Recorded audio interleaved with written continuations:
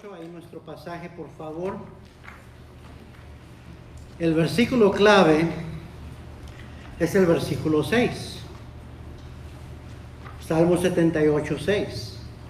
Para que lo sepa la generación venidera.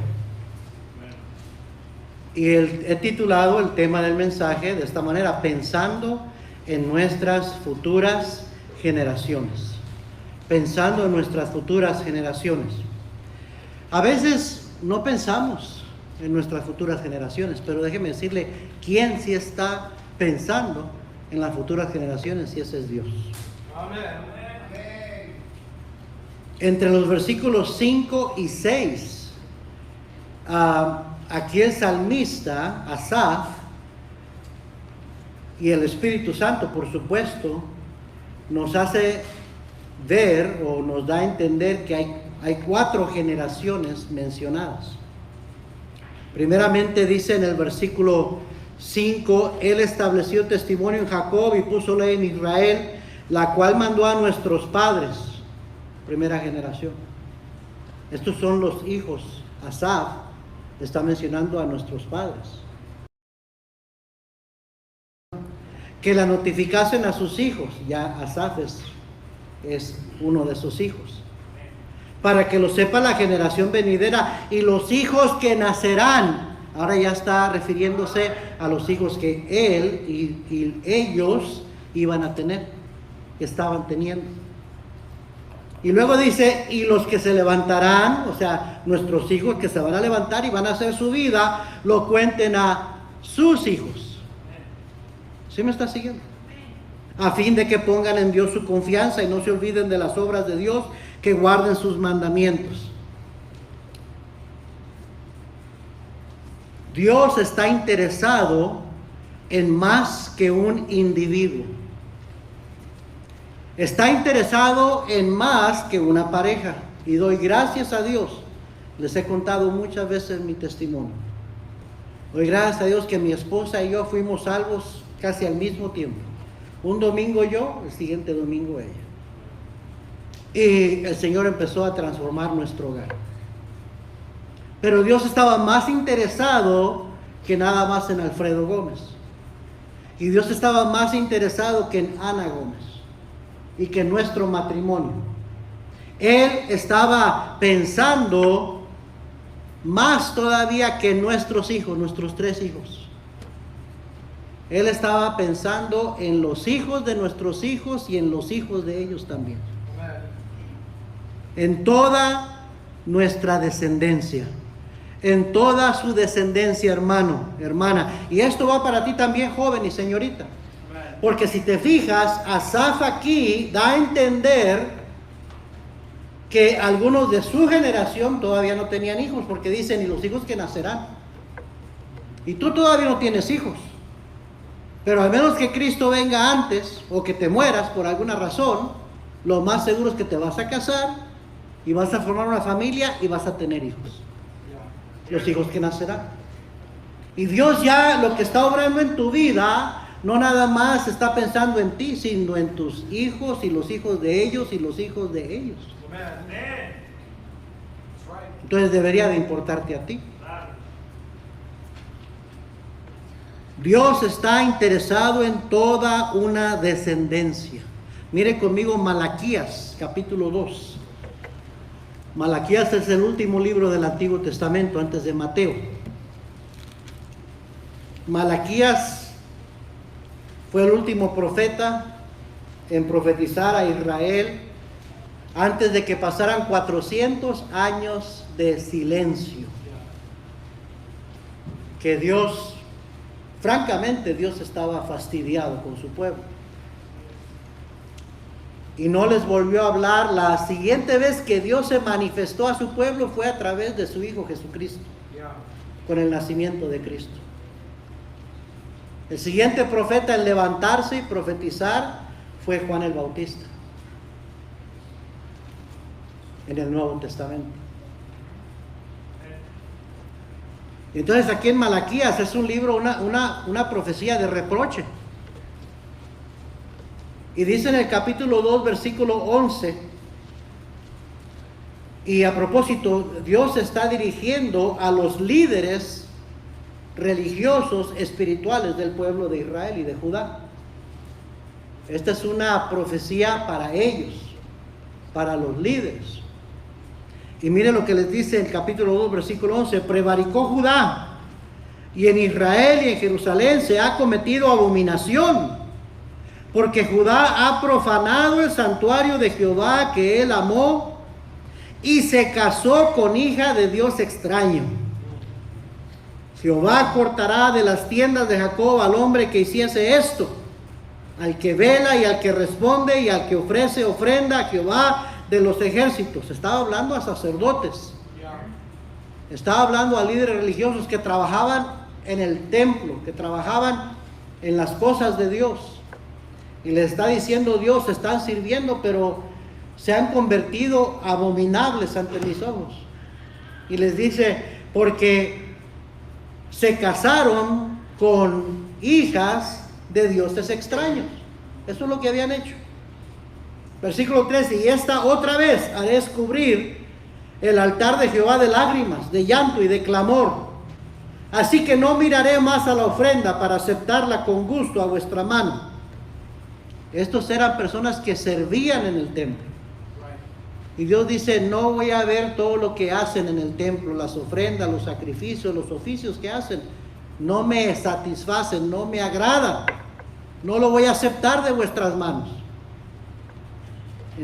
Siempre he dicho esto, hermanos, Dios está más interesado en lo que somos que en lo que hacemos.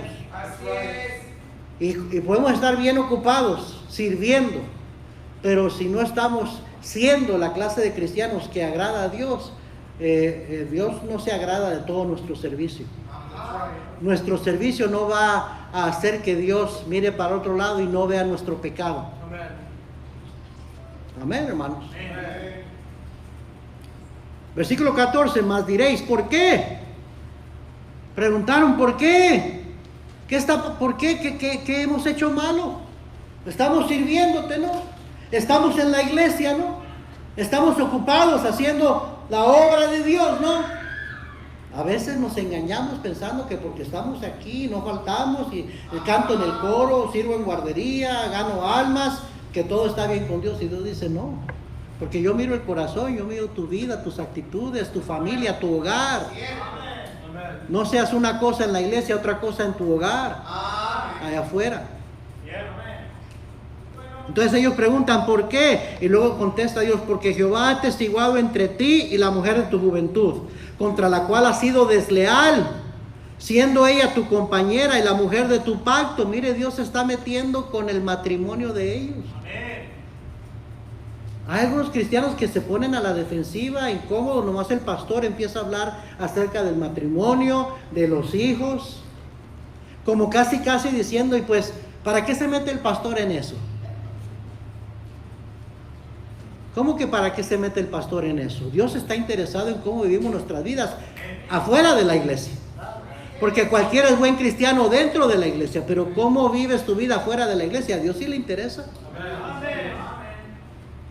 Entonces Dios les está reprochando a estos líderes religiosos y les dice, hey, has sido desleal con tu esposa. Algo muy íntimo, algo muy personal. Pero déjeme decirle, Dios conoce el corazón y Dios es un Dios personal. Versículo 15 dice, ¿no hizo él uno, habiendo en él abundancia de espíritu? ¿Y por qué uno? Porque buscaba una descendencia, esto es clave, porque buscaba una descendencia para Dios. Guardaos pues en vuestro espíritu y no seáis desleales para con la mujer de vuestra juventud. Porque Jehová Dios de Israel ha dicho que él aborrece el repudio, el divorcio, y al que cubre de iniquidad su vestido, dijo Jehová de los ejércitos. Guardaos pues en vuestro espíritu y no seáis desleales. Dice, cuida tu espíritu, cuida tu corazón, cuida tu actitud, no seas desleal con tu esposa. Dios no reconoce el adulterio, el divorcio, perdón. Aquí vemos dos reproches a los líderes religiosos espirituales de Judá en Israel. Primero, Dios está reprochándole que se habían unido en yugo desigual con personas que eran de naciones paganas, idólatras. Eso es lo que hizo la nación de Israel. Mire Salmo 106. Salmos 106, versículo 34 al 36. Salmo 106, 34, 36. No destruyeron a los pueblos que Jehová les dijo. Antes se mezclaron con las naciones y aprendieron sus obras. Y sirvieron a sus ídolos, los cuales fueron causa de su ruina.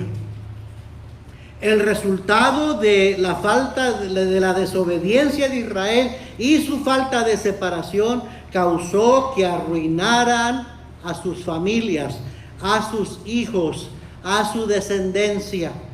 Mire versículo 37, ahí mismo, Salmo 106, 37. Sacrificaron sus hijos y sus hijas a los demonios y derramaron la sangre inocente, la sangre de sus hijos y de sus hijas, que ofrecieron en sacrificio a los ídolos de Canaán, y la tierra fue contaminada con sangre. Ahora, está hablando de algo específico que hizo el pueblo de Israel, ofreciendo sacrificio literal a sus hijos. Pero hermanos, es algo que se puede aplicar hasta el día de hoy al cristiano. Muchos padres sacrifican el futuro de sus hijos. Y se van y hacen que sus hijos se vayan en pos de ídolos. Hay muchos ídolos el día de hoy, como el ídolo del dinero, como el ídolo del placer, como el ídolo de la lascivia, de la perversión. ¿Sí me está siguiendo, hermano? Así es que hay muchos ídolos hoy en día que los padres, por no separarse, por mezclarse con la gente impía, inconversa, sacrifican a sus hijos. Así es. ¿Verdad? Y yo creo que está hablando aún más allá. ¿Se acuerda ya el proverbista también dice que 6 cosas aborrece Jehová y aún 7 abomina su alma? Y menciona las manos derramadoras de sangre inocente. Y yo creo que aplica hoy en día al aborto. Así es. De cómo se están sacrificando hijos. Quizás no se sacrificarán sobre los mismos altares que en el Antiguo Testamento, pero se sacrifican sobre los altares de conveniencia.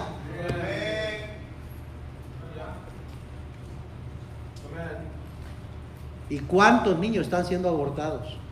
Y ahorita que se acaba de refutar, de cancelar la ley federal Roe versus Wade, no se abolió el aborto. Ojalá se hubiera abolido el aborto. Y quizás usted está yendo en los noticieros que están en pánico y están indignados y algunos de ellos están enojados, están con una ira increíble, andan por eso quemando y destruyendo y haciendo un montón de desmanes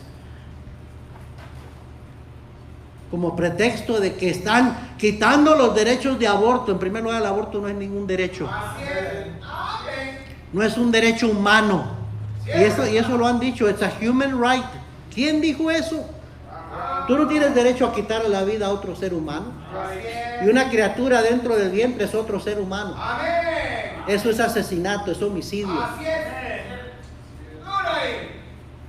Es que es my body, my choice. Ok, it's your body, your choice.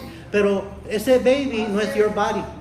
Y no puedes tú escoger abortarlo. No tienes ese derecho. Y a propósito, la Constitución nunca dio ese derecho, nunca. Lo que habían hecho esos jueces en 1972 es que habían impuesto una ley federal haciendo permisivo el aborto en todo el país sin que ningún estado pudiera legislarlo, hacer sus propias leyes con respecto al aborto. Simplemente es ley federal y todos tienen que hacerlo. Y al principio nada más eran las primeras 15 semanas. Al rato fueron 20 y tantas semanas. Ahorita Nuevo México es uno de los estados que permite el aborto hasta el tercer trimestre, hasta un día antes de que nazca el bebé, puedes abortarlo todavía. Y estaba viendo una entrevista a la que quiere ser gobernadora de Georgia, la Stacey Abrams, y le estaban diciendo, entonces estás a favor del aborto hasta el último trimestre. Es una decisión entre el doctor y la mujer. Pero ¿por qué no lo dices? ¿Estás a favor del aborto hasta el último trimestre? No, es una decisión entre el doctor y la mujer y su familia. Pero eso es lo que quieren, aborto sin restricciones. Eso es derramar sangre inocente. Y es abominación a los ojos de Jehová. Y ningún cristiano que quiere agradar a Dios va a votar por un candidato, un político que está a favor del aborto. No importa el partido que sea. Para aquellos de ustedes que son ciudadanos, deberían de votar su conciencia cristiana. Lo que está moralmente bien o mal. No, qué letra tiene después de su nombre, demócrata o republicano o independiente, sino qué valores tiene. ¿Sí me está siguiendo? Pero se está cometiendo sacrificio, genocidio le han llamado. Millones y millones y millones de niños han sido sacrificados por sus propios padres. Así es que no somos mejores, somos peores que la nación de Israel. ¿Me está siguiendo, hermano? Causó su falta de separación, su desobediencia causó que arruinaran a sus hijos. Y también Dios está reprochándole a los líderes religiosos el repudiar o divorciarse de sus esposas. El divorcio hace un daño irreparable a los hijos. Y como resultado, a los hijos de los hijos. El daño no para nada más con los hijos, continúa. Los religiosos no hicieron caso, no les importó lo que el profeta, lo que Dios les decía. Y años después, miren lo que le quisieron reprochar o tentar al Señor Jesucristo con ese mismo tema, ese mismo asunto. Miren conmigo Mateo 19.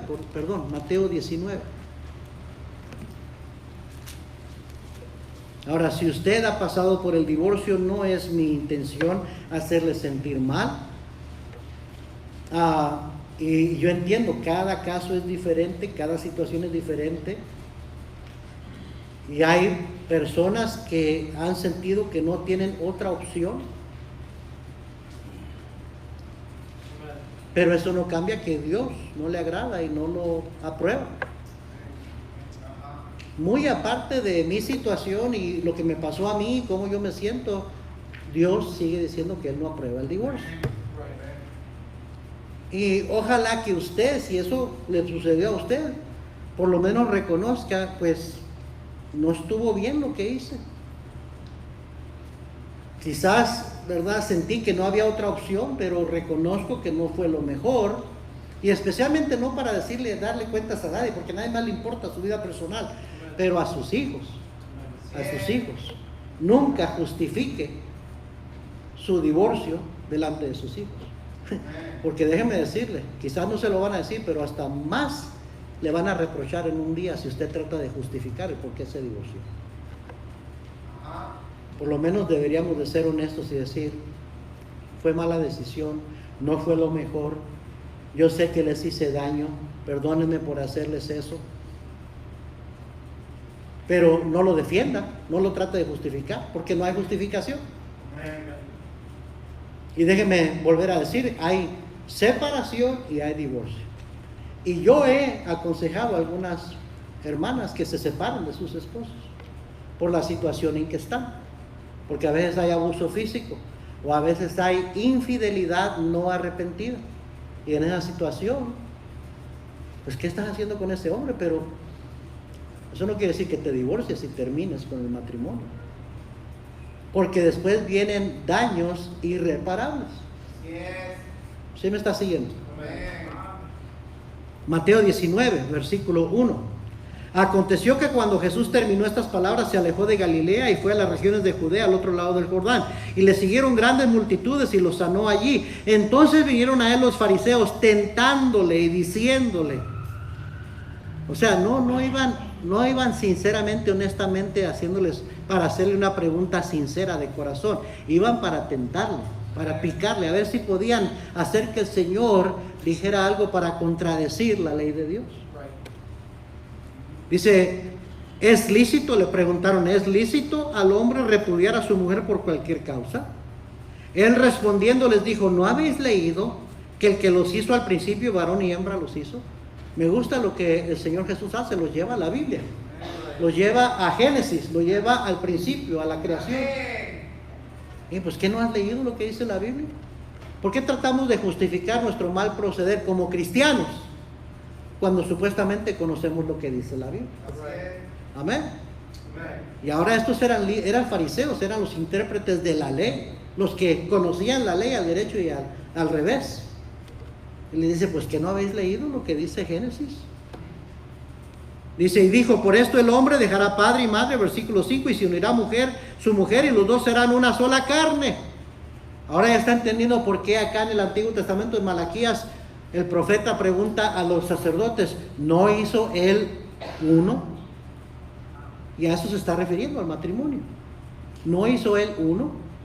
Dice que ya no, los dos serán una sola carne, así que no son ya más dos, sino una sola carne, una sola persona. Así lo ve Dios el matrimonio, que dos personas se unen y forman una sola carne, una sola persona, una sola unidad. Por tanto, lo que Dios juntó, no lo separe el hombre. Le dijeron, ¿por qué pues mandó Moisés dar carta de divorcio y repudiarla? Luego los cristianos que quieren andar mal van a usar de ejemplo a otros cristianos, otros líderes espirituales. Pues, ¿qué no dijo el pastor fulanito, el predicador fulanito? ¿Qué no hizo esto aquel hermano, aquel pastor? Y eso es exactamente lo que le están diciendo. Moisés era un hombre pecador. A propósito, no era Jesús, no era una deidad, era un hombre con fallas. Así es. Les recuerdo que Moisés no entró a la tierra prometida porque desobedeció a Dios. No fue perfecto, fue fiel, un tremendo líder, pero no fue perfecto. Y las cosas, y algunas de las cosas que Moisés permitió, no quiere decir que porque lo permitió, estaban bien con Dios. Amén. Hoy en día montones de cristianos se justifican su mal proceder, luego usando el ejemplo de otros cristianos. Pues fulanito mira lo que hizo y yo por lo menos no hice eso, no estoy tan mal. Como que si eso va a decir Dios, ok, entonces tú no andas tan mal, está bien lo que hiciste.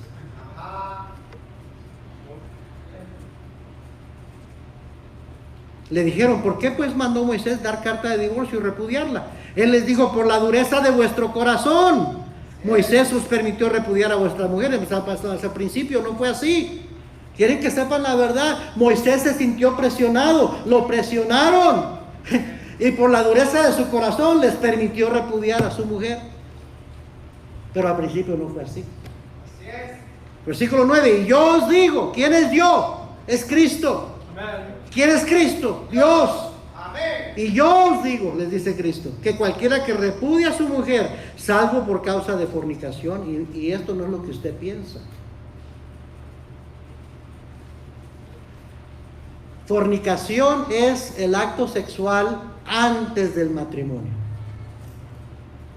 Cuando hay infidelidad sexual en el matrimonio, eso no se llama fornicación, se llama adulterio. Y aquí el Señor no dijo por causa de adulterio, dijo por causa de fornicación. Está hablando antes de casarse.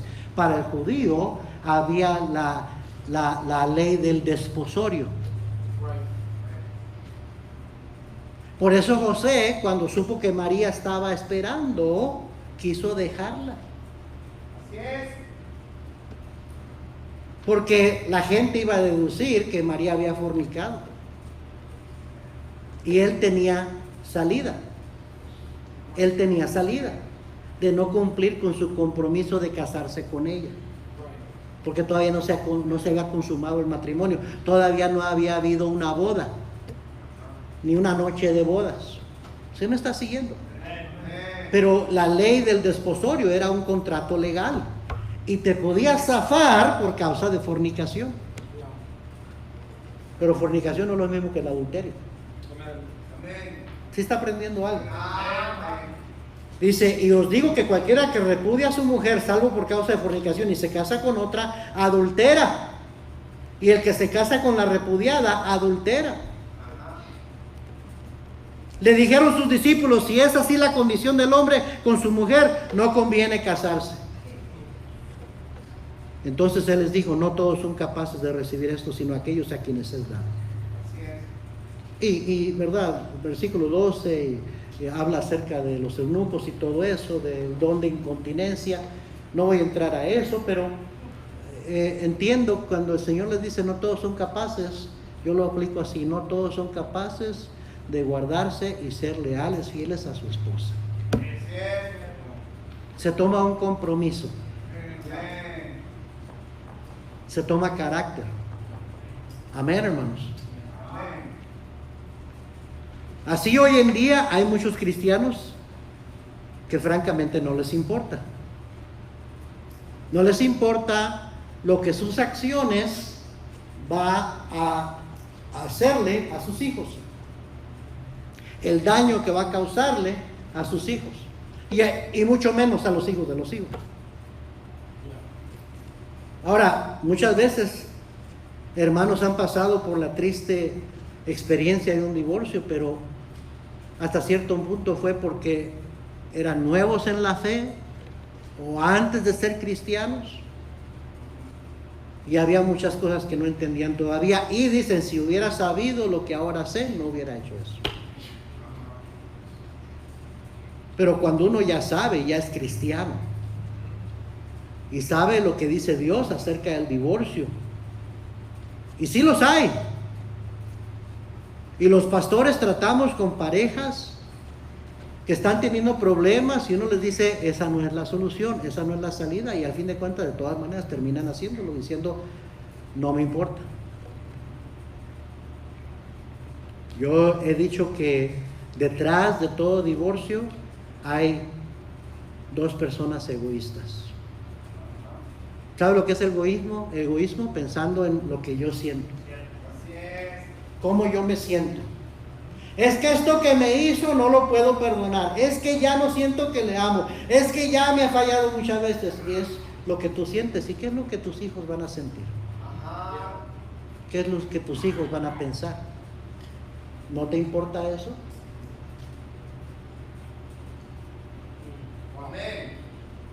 Y luego esos hijos terminan con raíces de amargura, aborreciendo. ¿Sabe lo que aborrecen? El cristianismo de sus padres. Cuando son cristianos, ¿qué sucede esto? Y dicen, nada, pura hipocresía. Mucho en la iglesia, mira, de todas maneras se divorciaron mis padres. Yo no quiero nada con ese Dios. Yo no quiero nada con ese Cristo. Y el daño que se hace es un daño irreparable. Pero hay muchos cristianos así, que son como el rey Ezequías. ¿Se acuerda del rey Ezequías? Que Dios viene y le dice, hey, ¿qué hiciste? ¿Por qué anduviste de vanidoso, demostrando todo, se te subió? Ahora por andarle demostrando a los babilonios todo eso que tenías, ese mismo pueblo va a venir y se va a llevar a tu pueblo cautivo y a tus hijos los va a hacer eunucos. Y Ezequías, en vez de tirarse de rodillas arrepentido, así como lo había hecho, había llorado como un niño, porque estaba enfermo y se iba a morir. Cuando fue su pellejo, ahí estaba llorando como un niño. Señor, he sido fiel, Señor, por favor, ten compasión, dame otra chance. Y Dios en su misericordia le dio más años. Y ahora le dice, tus hijos van a ser llevados esclavos y los van a hacer eunucos. Los van a castrar. Van a servir a un rey pagano. Eso es lo que les espera a tus hijos. En vez de haberse postrado y haber llorado, Señor, por favor, perdóname, qué error tan grande, ten misericordia de mis hijos. No, ¿sabe lo que dijo? Al menos no va a suceder en mi tiempo. Pues ni modo, allá mis hijos, a ver. Wow, ¿hasta dónde llega la indiferencia y el egoísmo de cristianos muchas veces? Pastor, me está diciendo que me tengo que aguantar. Tienes que pedirle ayuda a Dios para que te dé la gracia para soportar lo que venga y sí, aguantarte. Y yo estoy diciendo esto, mejor un matrimonio que es disfuncional a que le quites a tus hijos el tener un hogar intacto, la bendición de tener un hogar intacto.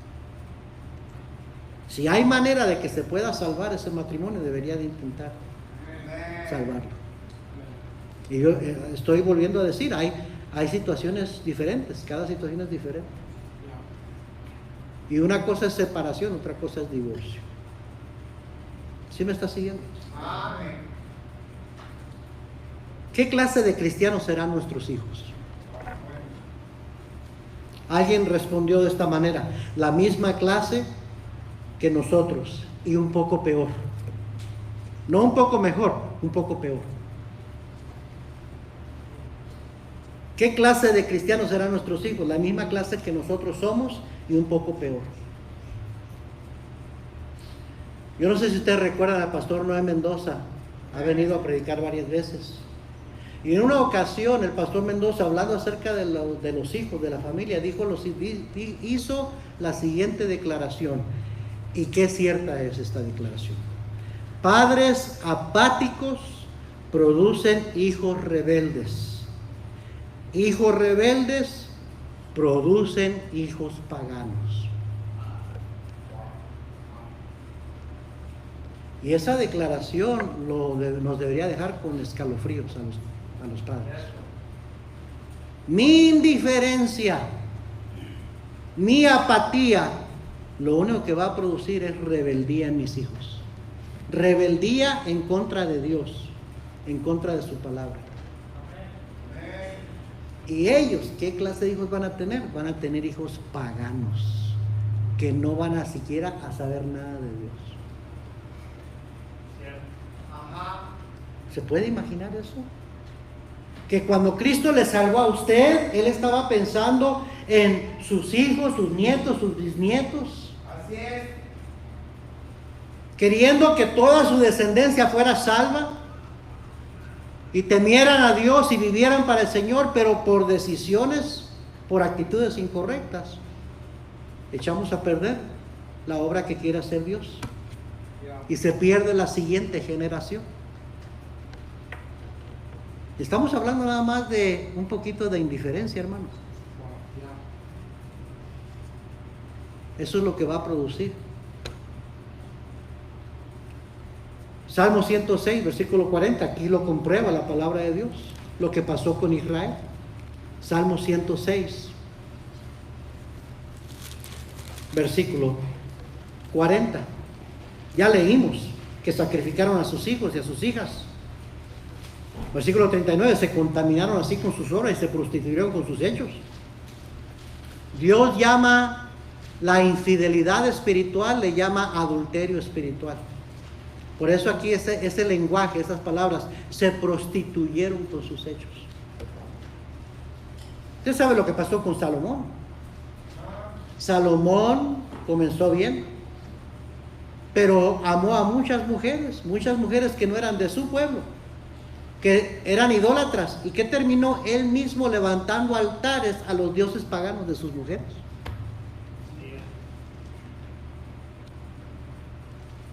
Se prostituyó espiritualmente. ¿Me está siguiendo? Y eso es lo que hizo Israel. Y mire el resultado, versículo 40. Se encendió por tanto el furor de Jehová sobre su pueblo. Y estas últimas palabras, yo las tengo subrayadas. Y abominó su heredad. Ahora, ¿qué heredad se estará refiriendo? ¿A sus tierras? a sus casas, a sus propiedades. ¿Puede acaso uno aborrecer una cosa sin vida? Yo sé que hoy en día usamos la palabra hate y love bien descuidadamente. Y nos comemos una nieve de chocolate. Oh, I love this. ¿Cómo vas a amar? Eso no es amor. Tú sabes que no es. Es una palabra mal usada ahí. ¿Sí o no? Amén. O te dan a comer algo que no te gusta y tú, I hate that. ¿Cómo vas a odiar eso? No puedes odiar una cosa si no está haciendo. Amén. Es que aquí cuando habla de la heredad, que hicieron a su heredad abominable, no está refiriéndose a sus tierras, a sus casas, está hablando de sus hijos, de su descendencia. Sus hechos, su desobediencia, su rebeldía hizo que su descendencia se convirtieran abominable ante los ojos de Dios. Y qué triste pensar que nuestros hijos o nuestros nietos lleguen a ser personas abominables a los ojos de Dios. Hay pecados que Dios abomina. ¿Me estás siguiendo? Qué triste cuando uno después oye que algún hijo de un hermano que antes fue muy fiel, servía al Señor, estaba muy activo en la iglesia, ahora ya es homosexual, o al rato es que hasta ateo, o al rato es que que está metido en brujería. Y dice uno, hijo de un cristiano, y está cometiendo pecados abominables a Dios.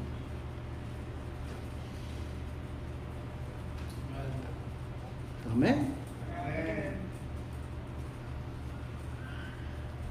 ¿Qué podemos hacer para que las siguientes generaciones vivan para el Señor?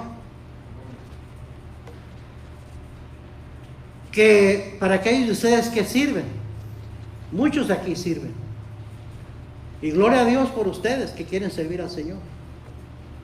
Pero me imagino que usted debería querer que sus hijos también sirvan al mismo Dios que usted sirve. ¿Sí o no? Que aunque no estén en esta iglesia, vamos a decir que se casan y se van a vivir a otro estado, a otra ciudad, pero allá que estén en una buena iglesia, sirviendo al Señor como usted está sirviendo al Señor. Viviendo para el Señor así como usted está viviendo para el Señor. ¿Sí o no? ¿Cómo podemos hacer? ¿Qué podemos hacer para que las siguientes generaciones vivan para el Señor, sirvan al Señor? Que sean generaciones, oiga bien, del siguiente nivel. Mira nada más que novedad, que ellos vayan más arriba que nosotros sus padres. No termina diciendo nuestro pasaje ahí en el Salmo 78, y no sean como sus padres, generación contumaz y rebelde, generación que no dispuso su corazón y fue fiel para con Dios su espíritu. Dios quiere que nuestros hijos, el salmista de corazón estaba diciendo, yo quiero que mi hijo sea mejor cristiano que yo. Dios quiere que nuestros hijos sean mejores que nosotros, que cada generación vaya poniéndose mejor, no peor. Así es. Que cada generación haga más, no menos. Que cada generación esté un poquito más cerca de Dios, no más lejos de Dios. Eso es lo que Dios quisiera, y eso es lo que usted y yo deberíamos de querer también.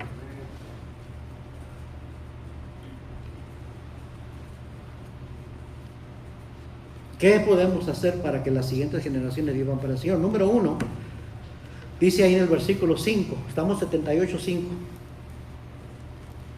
Él estableció testimonio en Jacob y puso ley en Israel, la cual mandó a nuestros padres que la notificasen a sus hijos. Número 1, si queremos que la siguiente generación viva para el Señor, hay que notificarles lo que dice la palabra de Dios. Esa palabra notificasen viene de la palabra hebrea yada, que quiere decir, oiga bien, todo esto define esa palabra: conocer y hacer conocer, percibir, discernir, hacer distinción, conocer por experiencia, reconocer, admitir, considerar, familiarizar, revelar, instruir, declarar, anunciar, hacer recordar. Todo eso, Dios está esperando que como padres hagamos con la palabra de Dios, que se la recordemos a nuestros hijos, que se la revelemos a nuestros hijos, que se lo hagamos conocer, que lo hagamos admitir, que lo hagamos percibir, que los hagamos considerar, que los familiaricemos con la palabra de Dios. Es un mandamiento, no es una sugerencia. Amén. En Deuteronomio 6 al 9 dice: y estas palabras que yo te mando hoy, le dijo a su pueblo de Israel, estarán sobre tu corazón y las repetirás a tus hijos y hablarás de ellas estando en tu casa y andando por el camino y al acostarte y cuando te levantes, y las atarás como una señal en tu mano y estarán como frontales entre tus ojos, y las escribirás en los postes de tu casa y en tus puertas. Eso es lo que distingue a un hogar cristiano. Esto es lo que distingue a padres cristianos. ¿Qué lugar y qué se hace? ¿Qué lugar tiene y qué se hace con la palabra de Dios? Los hogares religiosos, si tienen una Biblia, la tienen por ahí arrumbada en una mesa, acumulando polvo. De vez en cuando le da una despolvadita y le dice: no, esa es la palabra de Dios. Pero nunca la levantan, nunca la enseñan, nunca la repiten, nunca se la leen a sus hijos. Cierto. Y eso es lo que distingue a un hogar cristiano. Los hogares religiosos, ¿qué tienen de pósters y de cosas en sus casas? ¿Alguna artista en las recámaras de los muchachos? ¿Algún futbolista famoso? ¿Alguna artista de rock o alguien famoso? ¿O imágenes religiosas? El cristiano sabe lo que tiene, versículos de la palabra de Dios. No es algo que apenas nos inventamos, es algo que es muy antiguo. Las escribirás en las puertas, en las postes de tu casa. Las vas a repetir a tus hijos. Al acostarte, al levantarte, cuando te sientas a la mesa, cuando andas en el camino. Eso es lo que distingue a uno de cristiano, hermano, hermana. Amén. Eso es lo que nos hace diferentes a los hogares de inconversos. Como padres, eso es lo que nos hace diferentes a los padres inconversos. Que le notificamos a nuestros hijos la palabra de Dios, que no se les olvide. Que no se les olvide. Es nuestro trabajo, para que me entienda, hacer disco rayado. ¿Se acuerdan de los discos rayados? Algunos de ustedes jóvenes dicen: les pasa por aquí. ¿Qué es eso? ¿Verdad? Lo único que han conocido son CDs y Spotify y todo eso. ¿Ah? Pero ¿cuántos se acuerdan de los discos? De vinyl, los vinyl records. ¿Ah? Que los ponías ahí y estaba rayado y estaba ahí cantando, ¿verdad? Estas son las mañaní.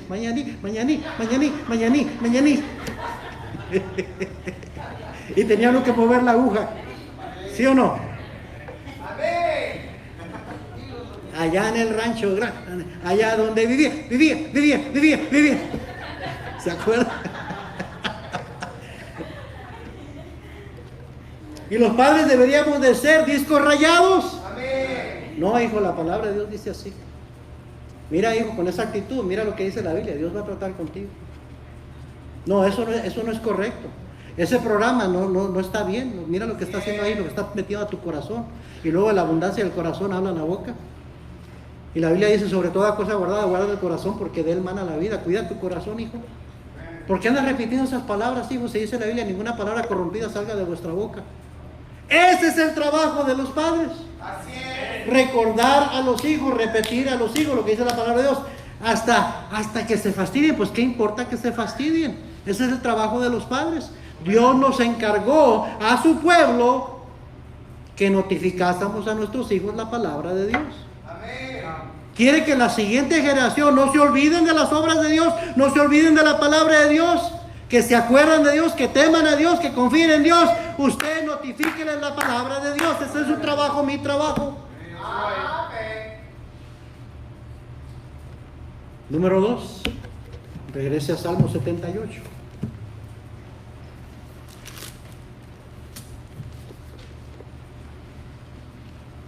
Dice versículo 6.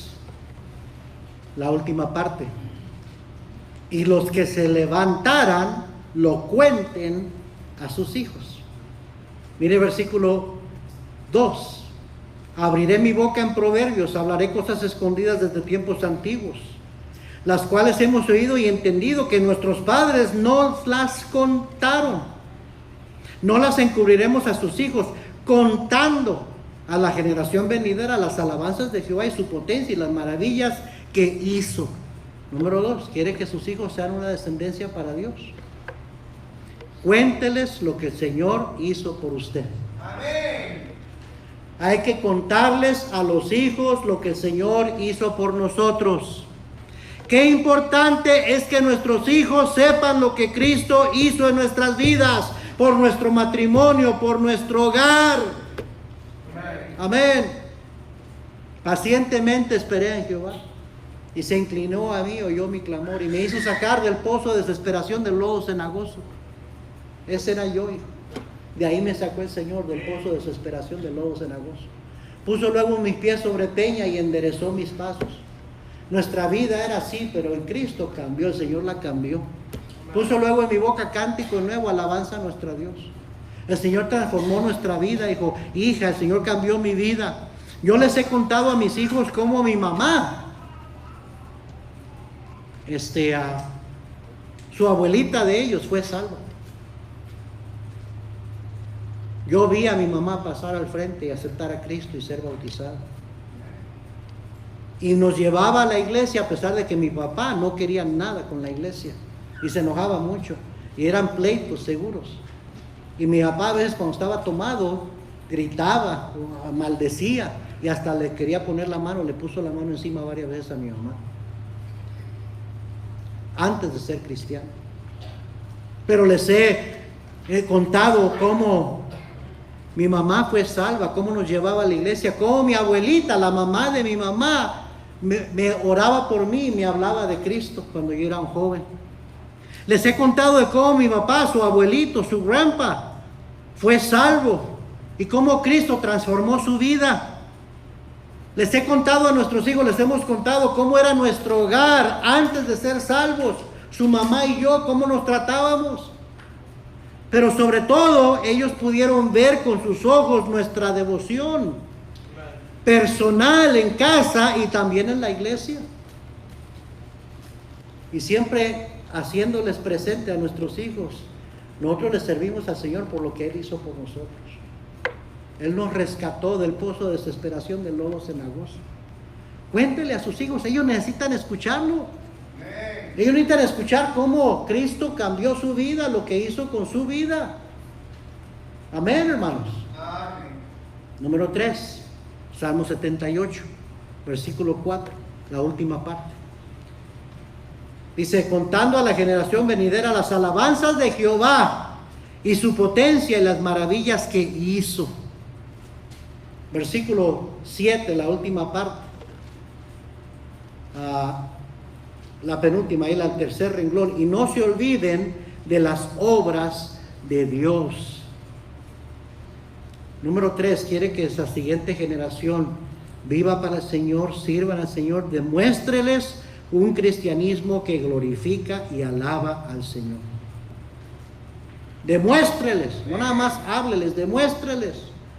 Dice, contando a la generación venidera las alabanzas de Jehová y su potencia y las maravillas que hizo. Que no se olviden de las obras de Dios. Un cristianismo que glorifica y alaba al Señor. ¿Qué clase de cristianismo es ese? Uno que glorifica y alaba al Señor. Pues primeramente es un cristianismo que vive por fe. Ahí dice en el versículo 7, a fin de que pongan en Dios su confianza. Un cristianismo que glorifica, alaba al Señor, es un cristianismo que vive por fe. Hebreos 10:35, rápidamente hermano, búscalo, ya estoy terminando. Hebreos 10:35, no perdáis pues vuestra confianza que tiene grande galardón, porque os es necesaria la paciencia para que habiendo hecho la voluntad de Dios, obtengáis la promesa. Porque aún un poquito y el que ha de venir vendrá y no tardará, mas el justo vivirá por fe. Y si retrocediere no agradará a mi alma. Pero nosotros no somos de los que retroceden para perdición, sino de los que tienen fe para preservación del alma. Un cristianismo que vive por fe es un cristianismo que sigue adelante, que no se echa para atrás. Ese es un cristianismo real que glorifica y alaba al Señor.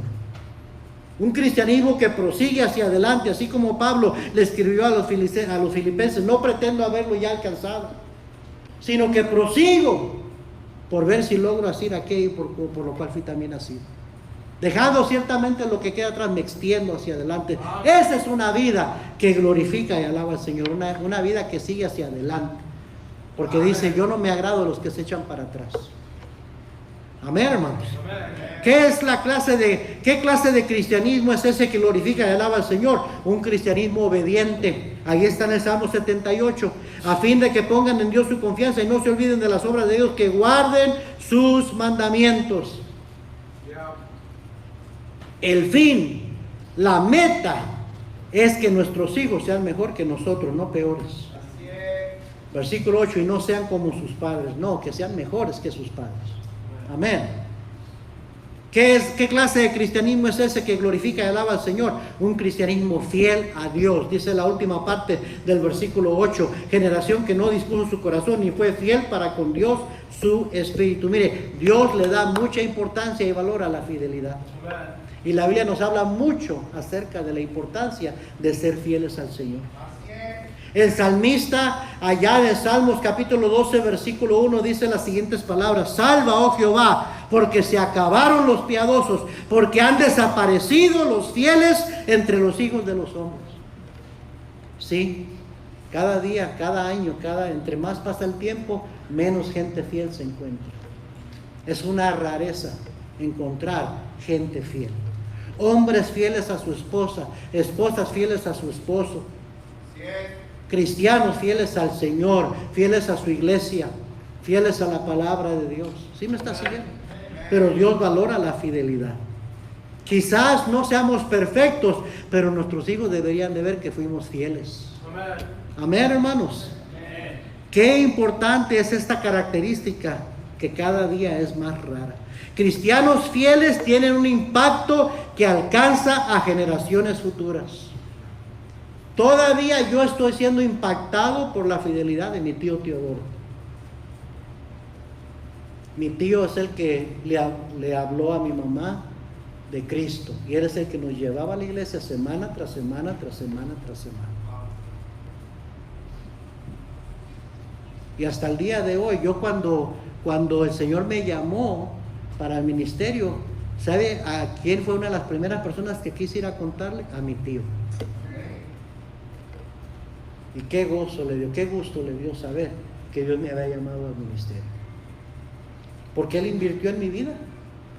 Yo quería que Él supiera que todos los domingos de andar pasando por nuestra familia, llevándonos allá, y no éramos sus hijos, éramos sobrinos.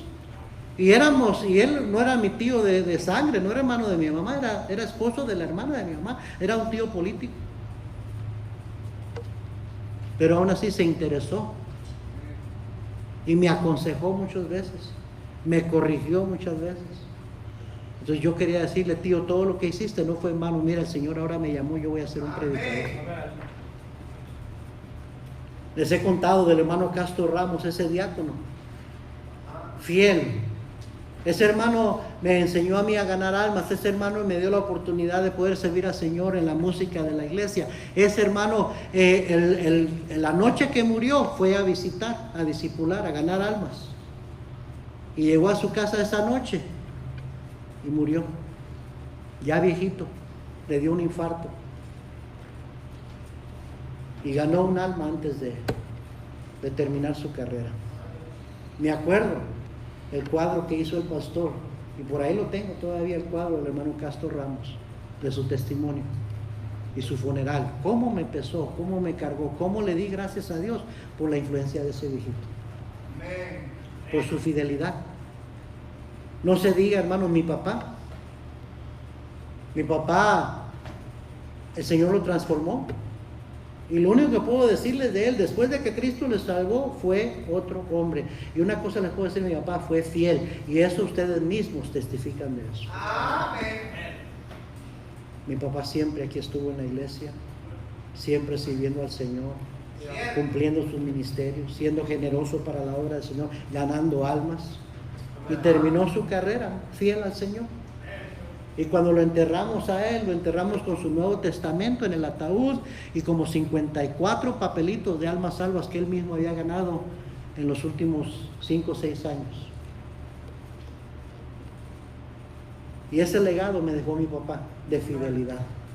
¿Sí me está siguiendo? Cristianos fieles tienen un impacto que alcanza a generaciones futuras. Doy gracias a Dios que mis hijos pudieron conocer y ver a su grandpa, verlo servir, ver la vida de cristiano y no ver la vida antes de cristiano. Nunca conocieron eso mis hijos. Y ahora ellos le pueden contar a sus hijos de su abuelito que tocaba el órgano en la iglesia, cómo Cristo los salvó y cómo terminó su carrera fiel. ¿Sí me está siguiendo? Pablo le dijo a Timoteo: he acabado la carrera, he guardado la fe, he peleado la buena batalla. Ya estoy para ser sacrificado, pero me está esperando una corona de justicia, el cual el Señor tiene preparado a todos los que aman su venida. ¿Y cómo impactó eso a Timoteo? Timoteo murió de la misma manera, decapitado, mártir por la causa de Cristo. Y su ministerio se extendió otros 40 años más, 30, 40 años más después de Pablo. Por un padre que era como padre espiritual para él, que fue fiel. Hermanos, no sabemos lo que venga en el futuro. Hay mucha incertidumbre de lo que va a pasar con la economía, lo que va a pasar con una posible guerra, con escasez, quizás hasta persecución. Y no sabemos, no tenemos control de estas cosas, pero podemos decidir que seremos fieles hasta el fin. Apocalipsis capítulo 2 y versículo 10, el Señor Jesucristo está escribiéndole a la iglesia en Esmirna y le está diciendo: yo conozco tus obras y tu tribulación y tu pobreza. Pero le dice en el versículo 10: no temas nada lo que vas a padecer. He aquí el diablo echará a algunos de vosotros en la cárcel para que seáis probados y tendréis tribulación por 10 días. Sé fiel hasta la muerte y yo te daré la corona de la vida. Dios valora la fidelidad. Y ese es un cristianismo que glorifica, alaba al Señor. Un cristianismo que vive por fe, que no se echa para atrás, va hacia adelante. Un cristianismo obediente y un cristianismo fiel a Dios. Quiere que las siguientes generaciones vivan para el Señor. Notifíqueles la palabra de Dios. No se canse, sea más consistente. Ese es su trabajo, es nuestra responsabilidad. En todo tiempo, en toda hora, en todo instante. Amén. Cuénteles lo que el Señor hizo y ha hecho por usted. Que sus hijos lo sepan y que ellos un día se lo cuenten a sus hijos. Que no se olviden de las obras de Dios. Qué triste que se pierda la obra que Dios quería hacer con nuestros hijos o nuestros nietos por fallar nosotros en algo tan sencillo. Dígame qué tan complicado es eso, de contarle a nuestros hijos lo que Cristo hizo por nosotros. Amén. ¿Qué conversaciones tenemos en casa con nuestros hijos? ¿Cuándo tomamos el tiempo para leerles la palabra de Dios?